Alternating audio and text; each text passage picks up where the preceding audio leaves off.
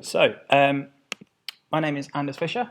I organise Suffolk developers. It used to be Front End Suffolk, and we decided to expand and have more developers involved, so it became Suffolk Developers. I work at a company called Developer Mounted, which is me and Adam, and we do Ruby and JavaScript consultancy. We're looking for Ruby on Rails contracts and sort of consultancy work around front end development. And I'm going to do a quick talk on React.js. So, who's heard of React? A fair few people. Who's actually had a go at it? Slightly fewer people. Who actually liked it? Good, the same number of people who tried it. So, I don't like frameworks. I really don't like JavaScript frameworks at all. For the most part, it's because there's 100 million billion of them, and every time you just start to learn one, a new one appears that does it better or does it differently. So,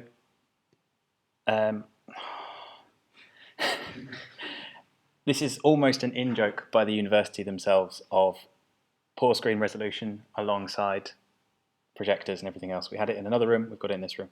That says frameworks. I don't like frameworks. It's not because I don't want to work harder and faster, it's because JavaScript frameworks seem to be too brittle and too unreliable.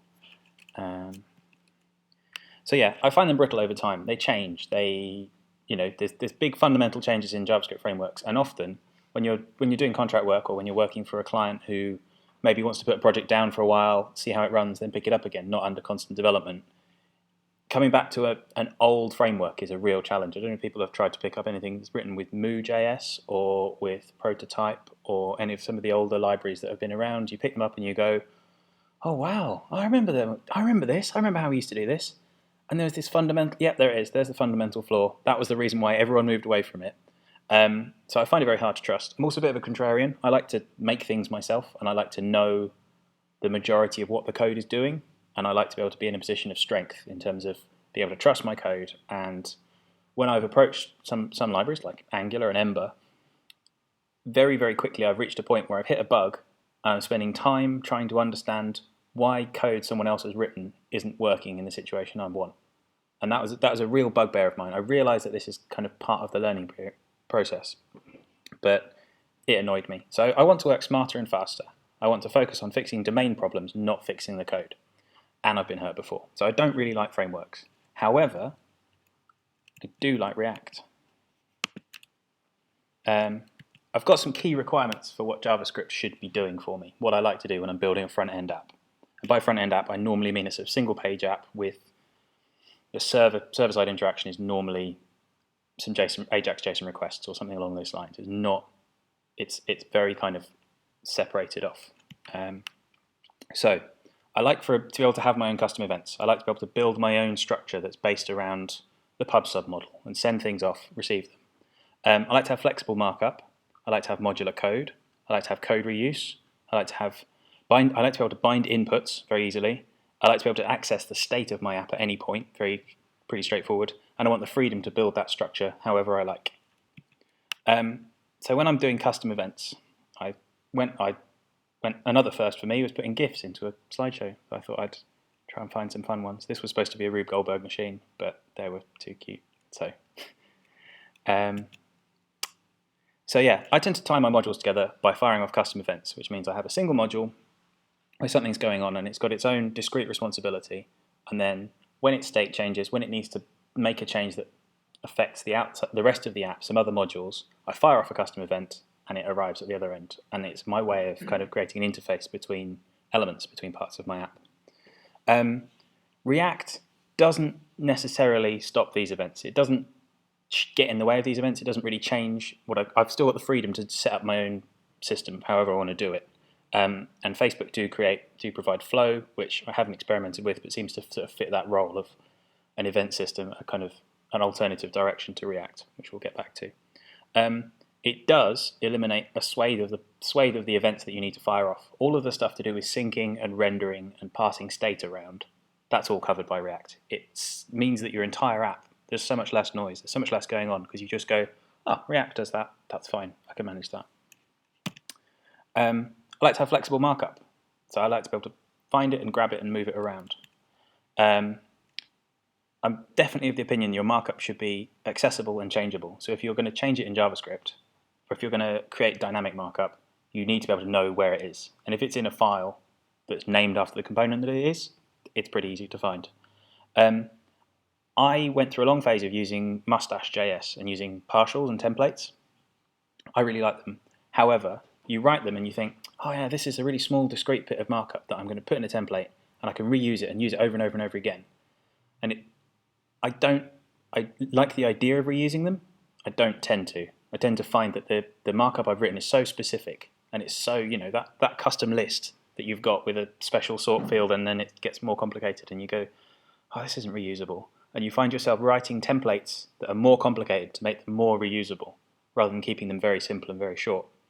I also find using DOM selectors, I like to have my DOM selectors to be semantic. I like them to describe what the DOM element is for or what it's doing.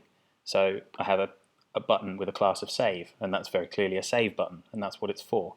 But when you're using DOM selectors to find your way around elements, when you're having to dig around with JavaScript or jQuery and go and find and join elements together, you kind of want to put your little shortcuts in to make it easier to get from place to place. So that's a real issue. To get around that, I started creating DOM elements in memory. So you can do it in jQuery by describing a DOM element as a string, wrapping it in brackets and calling jQuery on it, and you end up with a DOM element in memory that isn't yet in the DOM, so you can kind of attach events to it and be aware of it and inspect it and have a constant reference to it as a variable. JSX, which is React's templating language, it does all of that for you. It answers all of these problems for you.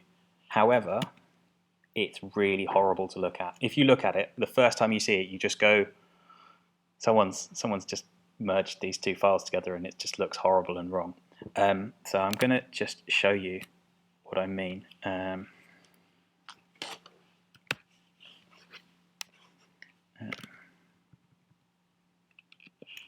Just get you. This is my game I'm making called Lionel, which I'll get to towards the end. So there you go. This is a JSX file.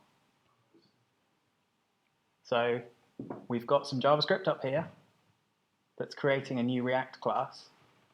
And then down here in our return statement, we've just got some HTML that's not wrapped in a string. It's not escaped. It's actually HTML that you're writing. So JSX is XML in JavaScript. And it seems like a horrible idea. It seems weird, writing two languages right on top of each other. A really uncomfortable way of talking about writing it. And it goes against what you have been taught for years if you've been doing front-end development. People go, right, one language, one file. You're doing HTML in HTML files, JavaScript in JavaScript files. If you're doing CoffeeScript files.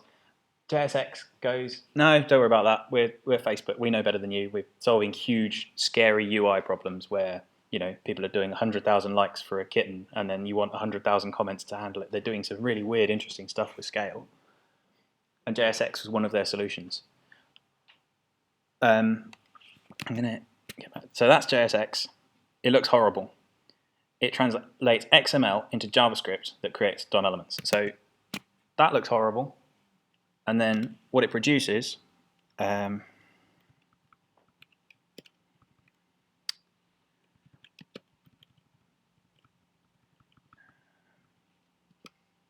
is this.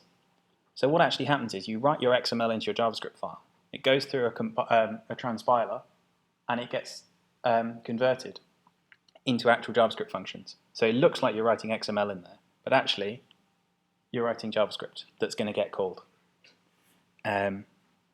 So that kind of deals with the whole two languages thing a little bit. And you think, well, okay, why don't I just write the JavaScript in the first place? And you can do. But if you're creating an HTML element and you want to have something that describes it, suddenly it makes sense to just write an HTML element, because then you're writing the thing that you're writing, and you're not writing something that converts into something that converts back into what you're writing. Have I lost people on that, or is it? Yeah, it's I get in a bit of a funny way talking about JSX, unfortunately. So yeah, it gives you a familiar shorthand to talk about the DOM. It's the virtual DOM, which I'll get to. But it means that you can do composition and you can do layout changes in a very sort of straightforward way. So in my example here, I've actually got, I've made my own React element here called add segment, which is a button that adds a segment. And that's actually a separate JSX file. You can attach them into each other and nest them and make your own components up very, very quickly and very, very neatly. And it basically gives you the capacity to create your own markup. There's also prop bindings, which is where you can define your own properties to describe an element, and they get passed into the JavaScript that gets generated. So to follow this kind of path, our add segment button here, that's actually going to run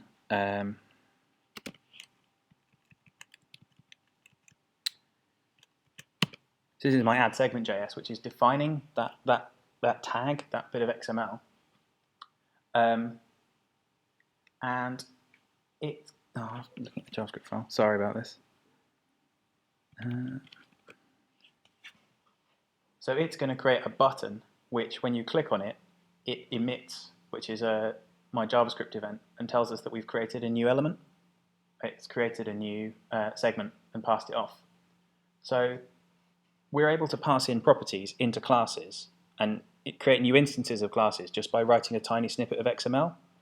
And this sounds like I'm talking about Android development, or like I'm talking about Flash, or I'm talking about any of the other sort of driven visual layout languages. And I think similar things happen with iOS, where you go, oh, I want a new list view, and you do it and you pass in some data and suddenly you've got a view. And it's this idea of components that JavaScript and HTML and CSS have kind of missed out on because they've had those three languages to keep things divided. There's this idea of the virtual DOM, which some people get very, very excited about. I know Sean does. It's a very whizzy, very clever bit of JavaScript that runs behind React. And what it does is it is a clever diffing engine for working out which bits of the HTML need to be updated and need to be changed. It's very, very fast. It's very, very clever. If you're concerned about what it is and worried about how it's going to affect your programming, don't. It just gets out of your way. It's just a thing. It's like the CSS Paint layout engine. Until you have to deal with it, it's just magic. You can kind of laugh it off to some extent and let it work. So another bit of JavaScript I like is having modular code. So I've already kind of hinted at this. React gives us create class, which lets us define new DOM elements. These are components that can be combined and reused very, very easily. Much the same way as when you use an image tag, you just go, oh, I want an image tag. You don't think about trying to source the file. I mean, you give it a source to go and fetch it, but you don't think about maintaining aspect ratio or scaling or any of the other clever bits that image tags do. Video tags are another level above that. They do buffering. They do all sorts of clever behavior underneath. In the markup, you just put a video tag in, and bing, it works. That's the way the web should be. You should just have components that you put in and they work. Magic. React tries to give you some of this, and other component libraries are available, including web components, which are going to be the new standard eventually when all the browsers catch up. Your business logic can still live in normal JavaScript. You can still define it in any way you like, and you can still interact with your UI, your React components as much as you like. But your UI logic can then live in React components. So, for example, back to my button, that's a lot of code for a button. But actually, what happens when you click on that button is that I end up with all this information here, which I then listen for a create function, and I know what to do with it. And I can instantly react to it and do something with it straight away. And all I'm doing here is I'm effectively binding this button to this function, and then I can't remember what find previous does.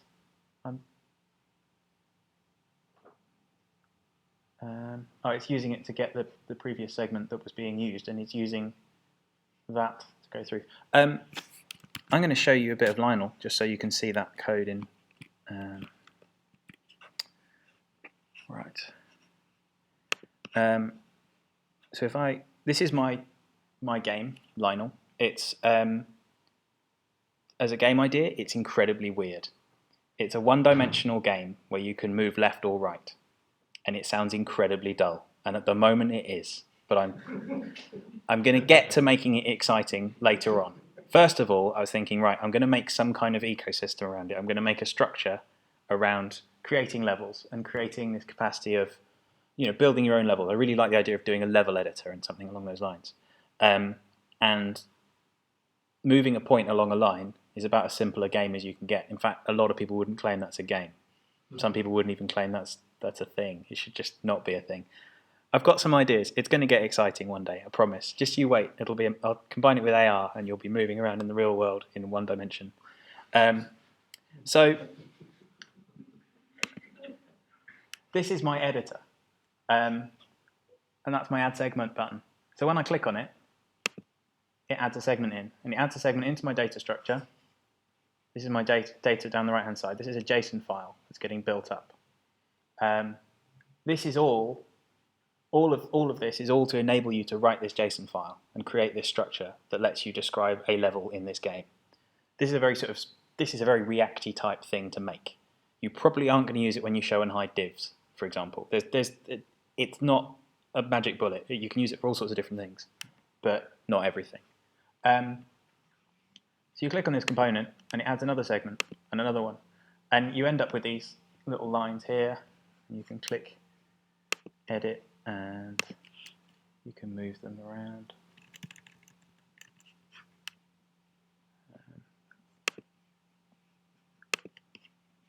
Hang on a second.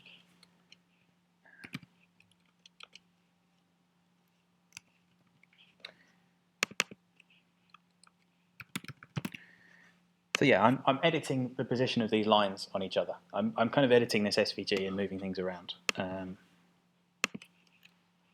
So I can change the shape of the line and move things around. So you end up with these kind of little components, these little bits of a page that you can put together. Come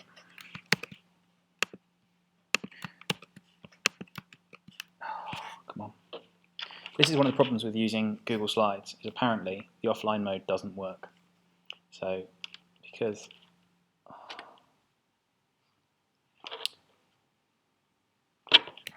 sorry about this, I'm going to have to resort to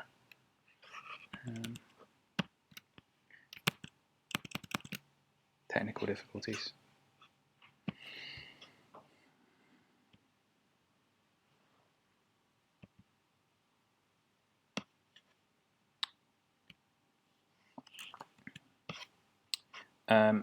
So, where are we up to? You've lost the animated GIFs, I'm afraid. So code reuse. React encourages incredibly small components. You saw that one of my examples, the code was getting quite long. I think that was maybe getting too big for a single component. I probably am going to break it down into even smaller bits and start dividing it out again. The idea is that you get lots of small parts and fit them together and reuse them a lot everywhere. If you start using applications that are built with React, Facebook's a very good example, or Instagram, you'll see some very familiar bits and some familiar traits. And that ends up as being a really good UX, a really good experience of, I've come here, I've not used this feature before, oh, I know what to do. It all kind of fits together. I really, really like that. And, sorry? Pizza will be here. It will be here, you're right. We'll have a quick break.